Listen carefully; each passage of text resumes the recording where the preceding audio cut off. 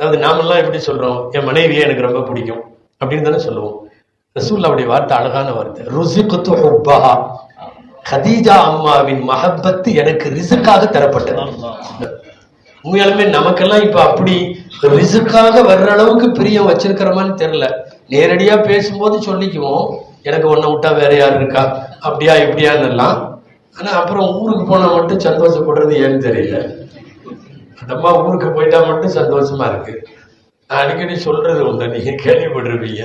அதாவது நம்ம ஆளுங்க மொபைல்ல அவங்க மனைவியை சேவ் பண்ணி வச்சிருக்கிறதுலயே தெரிஞ்சுக்கலாம் அவர் என்ன மாதிரி நேசிக்கிறாருன்னு.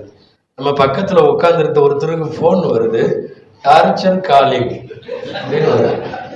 அவர் சேவ் அப்படிதான் பண்ணி வச்சிருக்காரு, டார்ச்சர் காலிங் அப்படின்னு. கேட்க வேண்டியதே இல்லை, அவர் யார் பண்ணி வச்சிருக்காருன்னு நமக்கு தெரியும். இருந்தாலும் ஒரு இதுக்கு கேட்கலாமேன்னு கேட்டா, யாரு அதான் 20 வருஷமா அது கூட தான் ஓடிட்டு இருக்குது அப்படின்னு.